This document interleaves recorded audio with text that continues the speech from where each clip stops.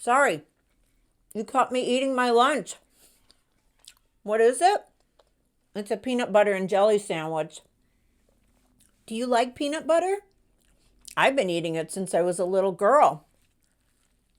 Did you know that over 300 products were created from peanuts? I know. That's unbelievable. Not just peanut butter, but other products too, like flour and other food products, laundry soap, medicines, shampoo, shaving cream, paint and stains, paper, gas, insecticides, charcoal, and so many more.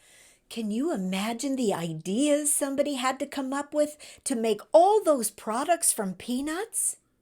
I mean, they had to do a bunch of experiments to perfect the products, but it required someone to be curious about the possibilities, to explore the ideas.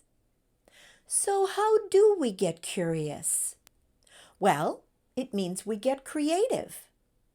Create means to invent or produce something new. Sometimes we think creative only means with music or art or writing, but it applies to anything that requires new ways to think about things in lots of areas, like science or technology or industries.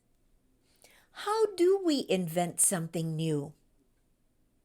We have to be open to the possibilities, something that clicks in our brain to think about things in a new way. Remember when we talked about the Latin word respirare? That's the same starting word for breathing and spirit.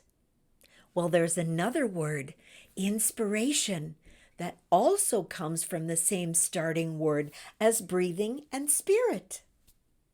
Inspiration is the moment when that still small voice of God inside you gives you the ideas that lead you to create new things. Have you ever written a book report?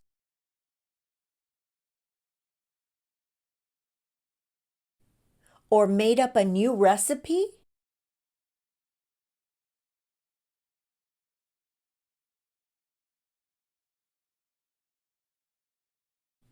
Or used a toy or a kitchen tool or something you found outside in a different way than the other kids? That's creating, because you came up with the words to write the book report, or to make up the new recipe, or find a new way to use something. You had inspiration. The person who came up with those 300 products developed from peanuts was George Washington Carver. Here's his story. Have you ever eaten peanut butter? Think about a peanut butter sandwich, or perhaps you like your peanuts sprinkled on ice cream. Peanuts are nutritious and are used in cookies and other foods. Can you imagine making laundry soap from peanuts? Or hand lotion? Or printer's ink? What about shoe polish, glue, or carpet? All made from the peanut plant. You may not be able to imagine making those things from peanuts, but there was someone who actually did. He believed there are infinite possibilities, even from peanuts. His name was George Washington Carver, and he was born a slave during a time when most black people who lived in America were slaves. While he was a baby, the Civil War ended, and he was free. His parents were no longer living, but the people who cared for George were loving and kind, and he learned a great deal from them. George loved to learn, and he found great joy in learning about plants. Many hours were spent in the woods each day, studying all the growing things and listening in his heart to what they could teach him. George felt the Spirit was talking to him through the plants. When he grew up, he said, "I love to think of nature as unlimited broadcasting stations, through which God speaks to us every day, every hour, and every moment of our lives, if we will only tune in and remain so." George's neighbors and friends thought tending to flowers and plants a foolish waste of time, so George made a secret garden where he could care for the little plants he called his pets. He would carefully dig up plants and move them to his garden if he thought they needed extra care. If he accidentally broke a root or stem, he would cry as if he had hurt a friend.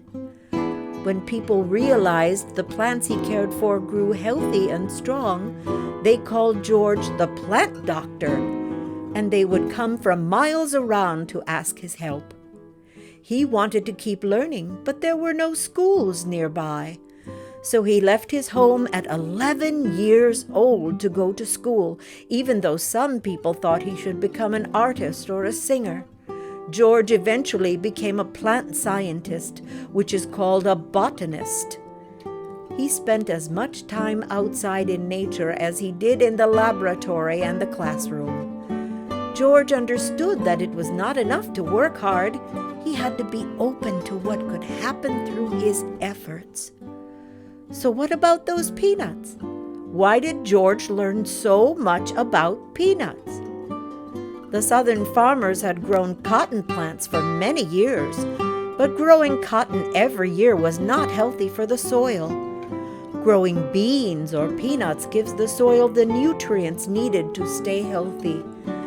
George encouraged the farmers to grow the peanuts, and it worked really well. The soil became healthier, and there were abundant crops. But when the farmers asked George what to do with all those peanuts, George had to think. He knew there were many possibilities, maybe infinite possibilities, if he were willing to work hard and let God's power flow through everything he did. He said, "God is going to reveal to us things he never revealed to before if we put our hands in his." The peanut is an unusual plant. Peanuts are really not like nuts that grow on trees. They are more closely related to beans. The plants have little yellow flowers that bloom and then bend over and grow back into the ground. The peanuts grow on the end of that stem under the ground, hidden from the sun.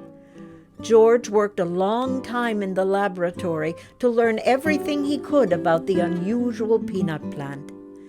He shared everything he learned with the farmers and other scientists and became famous. Years later, after George had discovered over 300 uses for peanuts, a man asked, "Dr. Carver, how did you learn all those things?" George answered, "From an old book." "What book?" the man asked. "The Bible," George replied. The man was surprised and asked, "Does the Bible tell about peanuts?" "No, sir," George explained, "but it tells about the God who made the peanut. I asked him to show me what to do with the peanut, and he did." George never took credit for his accomplishments. He said, "Without God to draw aside the curtain, I would be helpless." George felt that it was divine power that flowed through him and all creation. George was a great scientist who changed the world with his work, but he was humble and called his laboratory God's little workshop.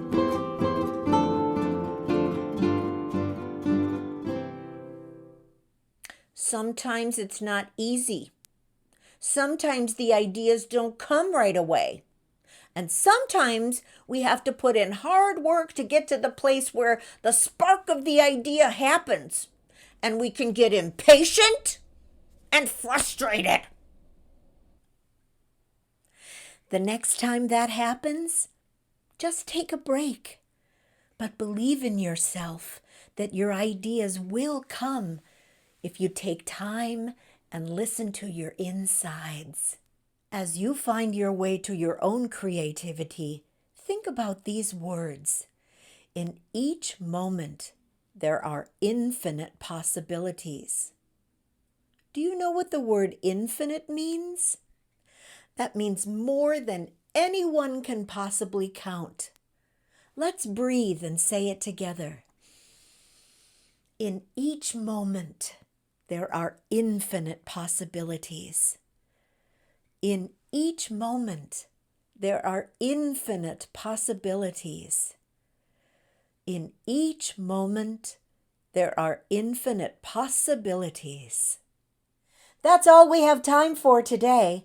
Until next time, have a wonderful day, a wonderful day. Whether you stay inside or you go out and play, I will be back to see you, my friends. So be kind, be patient, be loving until we meet again. Bye-bye.